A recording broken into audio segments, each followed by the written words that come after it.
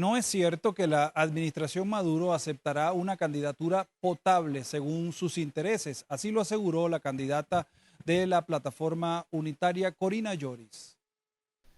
La candidata apoyada por María Corina Machado y la plataforma unitaria Corina Lloris aseguró que cualquiera que se quiera inscribir con las tarjetas de la Mesa de la Unidad Democrática o la de Un Nuevo Tiempo también será bloqueado. Entonces, algunas de las personas tratan de decir, bueno, pero si te cambian a ti, en el caso mío, ¿no? Y te cambian a ti y te ponen a ti de candidato, a lo mejor tú eres más potable para el gobierno y se acepta. Pero es que no es cierto. Porque el problema donde está es que sea cual sea la persona que se escoja, le van a impedir la inscripción porque el problema está centrado en que no me estás vetando a mí, sino que estás impidiendo el acceso a través de una vía digital y se lo está impidiendo a todo aquel que represente la unidad política en el país. Nosotros tenemos una unidad perfecta, no vista en Venezuela. Se va a quedar la oposición denominada democrática sin presentar una opción a los venezolanos que buscan un cambio en el sistema político de gobierno. Tenemos que esperar que lleguen las 11:59 para saber cómo respondemos, porque nosotros tenemos que plantearnos las cosas e ir en el momento que se plantea, dar la respuesta. Hace rato decía, no quiero hablar sobre suposiciones, quiero hablar con certeza. ¿Se conversa o negocia con la administración Maduro para poder inscribirse? Conversar no, aquí no ha habido conversación. Nosotros hemos escrito una carta solicitando una prórroga debido al hecho de no poder acceder digitalmente.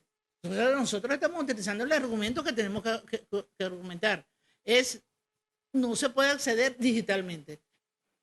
Corina Lloris aseguró que nunca pensó en ser candidata presidencial, sin embargo, asumió el reto porque quiere cambiar el sistema político que impera en Venezuela. Desde Caracas, Fernando Tineo para VPI TV.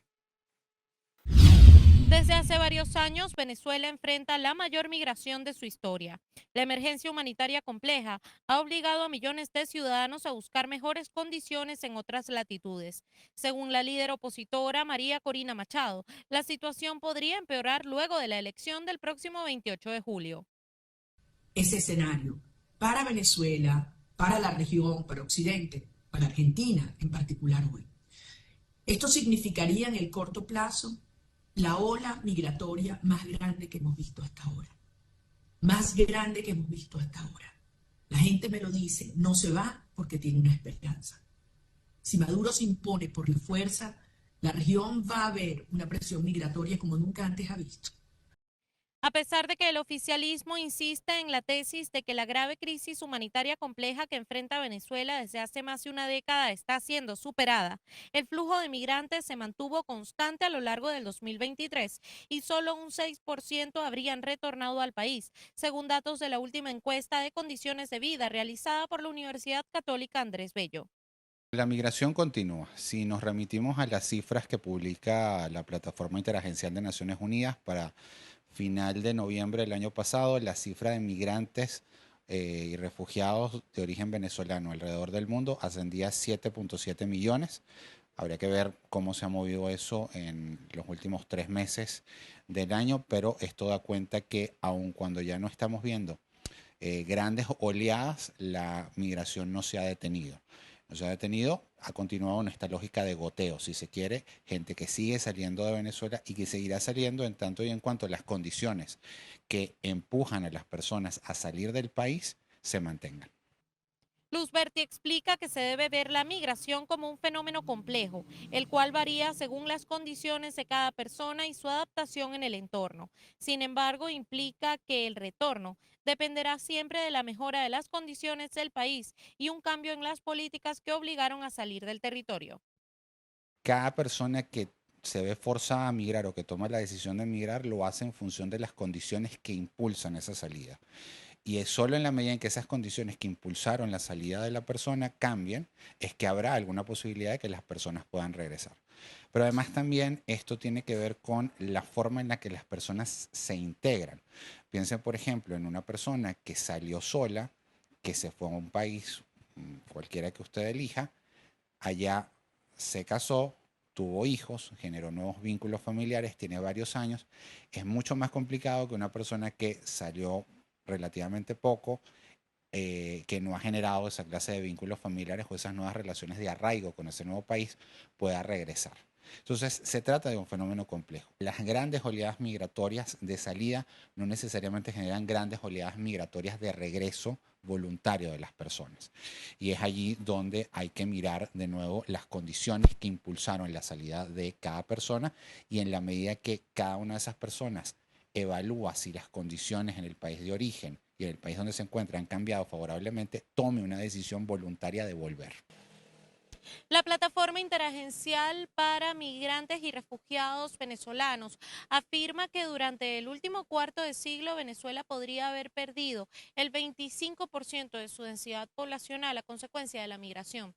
Si vemos este tema desde otras magnitudes, podríamos estar hablando de que esos 7.2 millones de venezolanos, si decidieran institucionalizar ellos mismos un Estado independiente, estarían por encima de la población de al menos 140 países alrededor del mundo.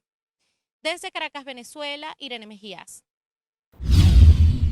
Un tribunal de apelaciones de Nueva York le dio al expresidente Donald Trump 10 días más para que pague su fianza y así satisfacer la sentencia por fraude civil, y además redujo la cantidad de 454 millones de dólares a 175 millones. La orden de este lunes, que ocurrió en la mañana, ha sido una victoria significativa para el expresidente, que de otro modo se enfrentaba a una enorme crisis de liquidez y a la perspectiva de que la fiscal general de Nueva York, a cargo de Letitia James, se apoderara de alguno de sus activos tan pronto como esta misma semana. James, quien presentó la demanda civil contra el expresidente y además de su empresa, señaló que Trump invirtió el valor de sus propiedades y otros activos en hasta 2.200 millones de dólares al año, entre 2011 y 2021.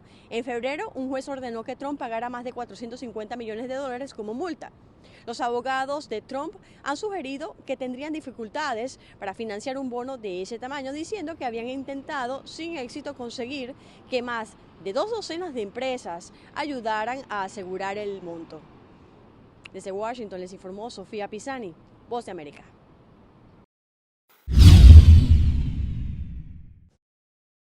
Sin el acompañamiento de los partidos de la plataforma unitaria que días antes posaban para las cámaras de la prensa, María Corina Machado le habló al país sobre lo sucedido en la noche final de las postulaciones ante el CNE. El país tiene derecho a conocer paso a paso lo que ha ocurrido en los últimos días y en especial en las últimas 24 horas. El país tiene derecho a conocer toda la verdad.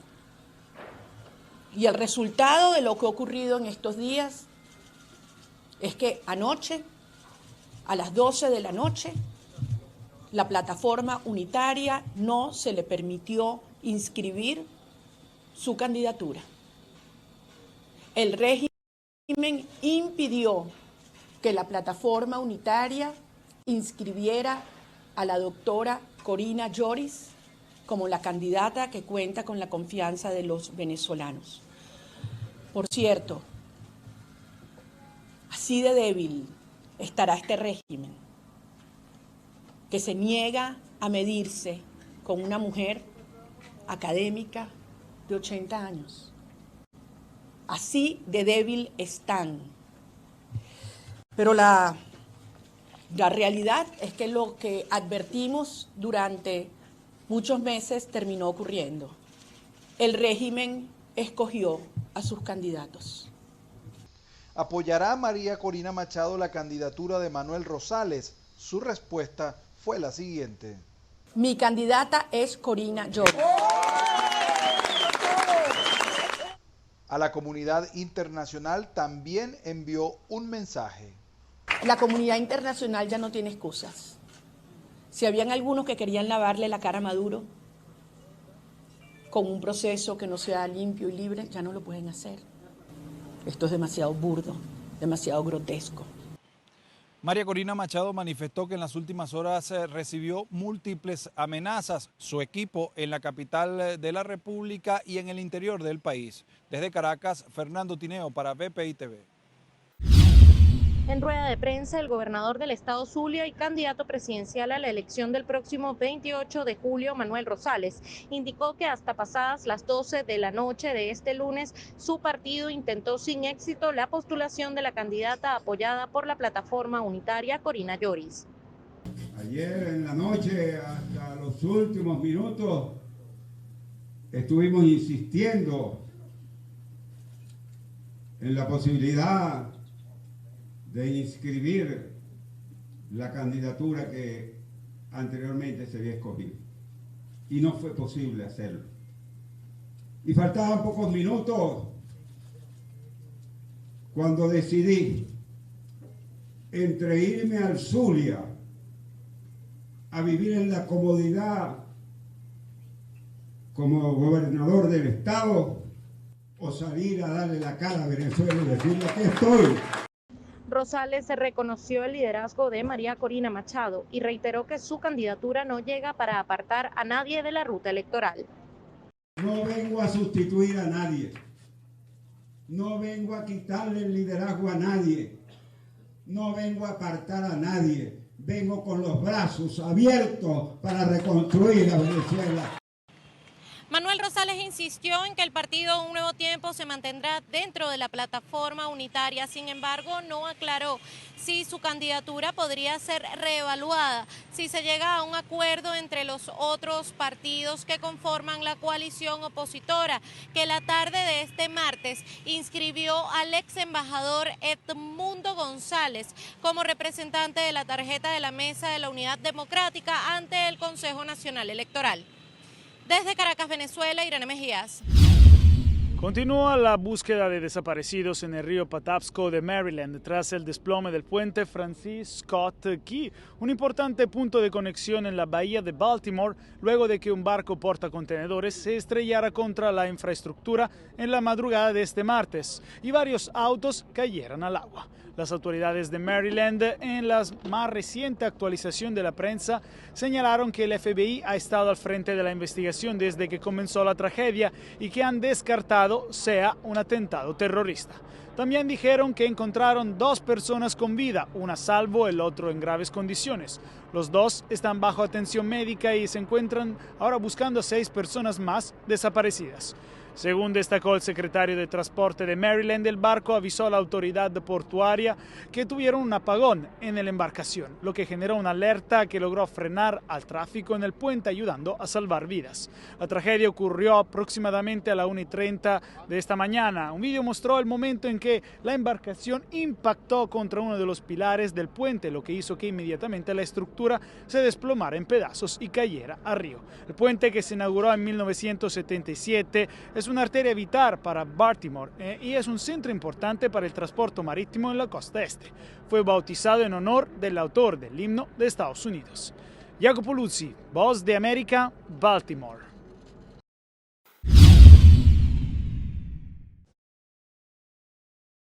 Desde el Palacio de los Eventos en la ciudad de Maracaibo, el candidato presidencial Manuel Rosales encabezó el acto Vota por Venezuela. Si la Mesa de la Unidad Democrática, la plataforma unitaria, si los que liderizan la oposición concertan una candidatura distinta a la mía, yo estoy dispuesto a ceder la bandera de la candidatura a quien sea. Ahora, si no lo hace, yo voy a seguir adelante, porque a los venezolanos no lo podemos dejar sin la opción de votar. No podemos dejarle la cancha libre a Maduro. No podemos declarar huelga y no hacer nada. Decretar 6 años más de este problema que vive Venezuela. No, seguiré adelante. Pero ahí les dejo en la cancha de ellos la posibilidad. Que cojan a otra persona si no les gusta. O a quienes no les guste mi candidatura. Y yo les entrego la bandera de la candidatura y les pongo la tarjeta de Un Nuevo Tiempo a la disposición de ellos. El mandatario regional aseguró que apoyó a María Corina Machado durante las primarias y actualmente solo retiraría su candidatura de aparecer un candidato que pueda superar los obstáculos electorales. Desde el estado Zulia reportó María Carolina Quintero. Movidos por la fe y la devoción, los voluntarios de los grupos pastorales y la Cofradía del Nazareno de San Pablo en Caracas trabajan incansablemente durante la Semana Mayor en la Basílica de Santa Teresa. Tal es el caso del señor Humberto Mariño, quien desde hace más de 30 años acompaña y cuida la imagen del Nazareno en su reencuentro con los fieles y devotos. Soy un servidor de la Basílica de Santa Teresa. No soy empleado, soy un humilde servidor de la Basílica de Santa Teresa. Mi madre me trae desde pequeño porque soy de aquí de la parroquia, me casé aquí, me bautizaron aquí y bueno, para mí es un encuentro con Dios, esa devoción y veneración al Nazareno es muy, para mí, privilegiada, tenerlo a él, cargarlo. El señor Humberto cuenta además que ha sido testigo de muchos de los miles de testimonios y milagros que son atribuidos al Nazareno de San Pablo y por los que se le conoce como el limonero del Señor. La primera cofradía fue el pueblo que sacó al Nazareno en procesión desesperado. ¿Por qué? Porque de las 400 personas que habitaban en la ciudad mariana de Caracas, por cierto, este convento lo presidía el padre Sojo. ¿Quién era el padre Sojo? El tío abuelo del libertador Simón Bolívar. Data la historia y sacan al Nazareno por toda esta ciudad y llegó a la esquina de Miracielos y él se enredó en una tapia de limón que había en la esquina de Miracielos y la gente como tenía mucha fe, la gente agarró los limones y la gente se curó. Y entonces, bueno, dijeron, el limonero del Señor, milagro, milagro, qué mano avara, el limonero del Señor. Además, ¿sabía usted que la imagen tiene un disparo en el pómulo derecho? Y es la única imagen en el mundo que tiene un tiro en el pómulo de la cara. Por eso es que en la esquina de San Pablo, cuando él estaba ahí en la guerra de la Federación, había la confrontación revolucionaria de la guerra de la Federación. Y entonces ellos se escondían ahí. Y el pueblo, como era muy pragmático, decía, en la esquina de San Pablo se formó una sanpablera.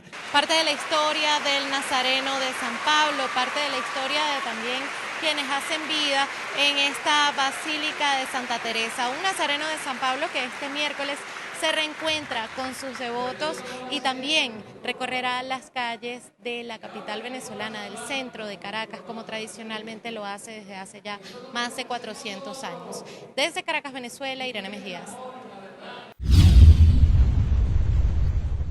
2 mexicanos figuran en la lista de 6 obreros latinos dados por muertos en el derrumbe del puente de Baltimore en Estados Unidos. Así lo informó el miércoles el presidente Andrés Manuel López Obrador, quien agregó que una tercera persona fue rescatada. El mandatario de izquierda resaltó las dificultades de los trabajos que realizan los migrantes. Esto demuestra que los migrantes van a hacer trabajos a medianoche, trabajos muy riesgosos y que por eso no merecen ser tratados como suele pasar por algunos políticos irresponsables. Guatemala informó por su parte que 2 de sus ciudadanos también están entre los desaparecidos. Los equipos de rescate intentaban el miércoles recuperar los cuerpos, luego de que en la noche se suspendiera la búsqueda de sobrevivientes en las aguas heladas. El puente se derrumbó por el choque de un barco portacontenedores que perdió propulsión en el puerto de Baltimore. En ese momento, los operarios trabajaban en reparar baches en el asfalto.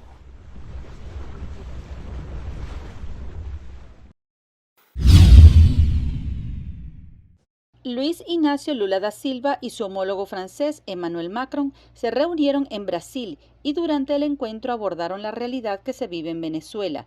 Lula afirmó que lo sucedido con la candidata Corina Yoris no tiene explicación política ni jurídica y reiteró que quiere para Venezuela que las elecciones sean como en su país con la participación de todos. Por su parte, Emmanuel Macron resaltó que las elecciones de Venezuela el 28 de julio no se pueden considerar democráticas, por lo que condenó la exclusión de candidatos. Las iglesias en el centro de Caracas abrieron sus puertas en horas de la mañana para recibir a los feligreses y así cumplir con la costumbre.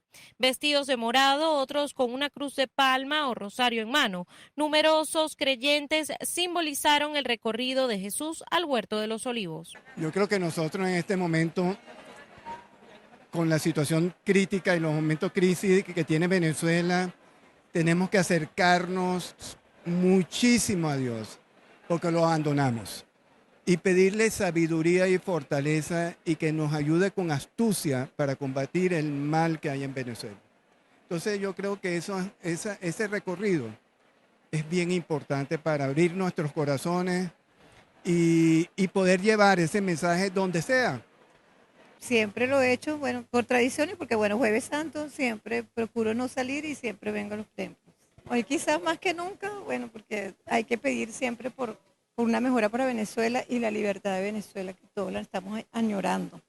Le pedimos al Señor que el dolor, el amor, lo llevemos unido a la cruz, y que la cruz no es solamente de la Semana Santa, todos nosotros llevamos una cruz, y especialmente en nuestro país, y así con amor, con devoción, con el mismo dolor de todos los días, como el Señor la transformó en la cruz, en resurrección, así todos nosotros también vivamos la resurrección del Señor. Para el vicario de medios de comunicación de la Arquidiócesis de Caracas, Oneger Molina, esta tradición representa un reencuentro de los venezolanos con la fe católica, tan importante en estos tiempos. Los 7 templos congregan a todo el pueblo caraqueño para venerar al Santísimo, a Jesús sacramentado en el altar. Es un momento de oración especial porque allí tenemos nosotros la veneración a la Eucaristía. Hoy comienza justamente Jesús con la última cena, el momento del dolor que lo lleva hasta la cruz y representa los pasos que Jesús va dando en ese itinerario del crucificado, el que lleva la cruz a cuestas y va camino del Calvario, donde abraza en la cruz a la humanidad. El número 7 tiene un significado importante en la tradición cristiana, ya que representa la perfección y la totalidad. En este caso, los 7 momentos de la pasión de Jesús, que se conmemoran con la visita de las 7 casas o templos, los cuales son la oración en el huerto de Getsemaní, la traición de Judas, el juicio ante el Sanedrín, la flagelación, la coronación de espinas, la subida al Calvario y la crucifixión y muerte de Jesús. Es importante señalar que en materia de seguridad fueron desplegados 163.000 funcionarios de los diversos organismos de seguridad del Estado para esta Semana Mayor. Asimismo, fueron nombrados como templos priorizados 61 iglesias en todo el país. Desde Caracas, Venezuela, Irene Mejías. Se conoció que las negociaciones serán retomadas por ambas partes el próximo 4 y 5 de abril en zona rural del municipio de San Vicente del Caguán en Caquetá. La idea esta vez es ir avanzando en la mesa de diálogos a pesar de la gran incertidumbre con la que actualmente está ocurriendo este proceso en algunas regiones del país, donde se siguen presentando combates entre estos grupos armados ilegales. El máximo organismo electoral del país tiene los nombres de los electores seleccionados para el servicio. Asimismo, ya comenzó la segunda fase del proceso de postulaciones, según lo previsto en el cronograma electoral publicado por el Consejo Nacional Electoral. A partir de este momento, el máximo organismo comicial del país tiene hasta el 1 de abril para anunciar qué candidatos fueron admitidos para las elecciones presidenciales del 28 de julio de 2024. Una vez superado este paso, se podrá saber si ya se pueden modificar las postulaciones. En caso de que sea un abanderado rechazado, ese partido pudiera adherirse a otra candidatura admitida. Autoridades de Protección Civil del municipio Juan Germán Rocio indicaron que en San Juan de los Morros se han reportado 15 incendios forestales en los últimos 8 días, de los cuales 9 se registraron en el Monumento Natural Aristides Rojas, conocido como Los Morros de San Juan. Toda la población está afectada porque hasta hace poco pues nuestro pulmón, que puede decir nuestro cerro, el Pariapán, pues nuestro pulmón se vio afectado porque duró como una semana ardiendo. Entonces toda la población afectada por el humo. Eso nos perjudica totalmente en nuestra salud, especialmente a los niños, a los adultos mayores, los cuales son los que sufren más las consecuencias. Actualmente hay una gran cantidad de enfermedades respiratorias, imagínense, después que pasó el COVID, ¿verdad? Entonces imagínense ahora quemando todos nuestros cerros, todo eso nos afecta totalmente. Un familiar que es asmático y con la quema, básicamente con las mismas cenizas, termina siendo afectado obviamente por sus pulmones, la respiración, entonces a veces en la noche les cuesta respirar y bueno, no simplemente afecta a uno, sino también a los ancianos, ya que ellos también básicamente también tienen problemas respiratorios ya por su edad, pues. Aunque algunos de estos incendios registrados en esta zona llanera del país han sido provocados por las altas temperaturas, otros también han tenido intervención del hombre, por lo que las autoridades y la propia población está haciendo un llamado de conciencia a estas personas que están cometiendo delitos ambientales. En Guárico, Venezuela, Jorge González.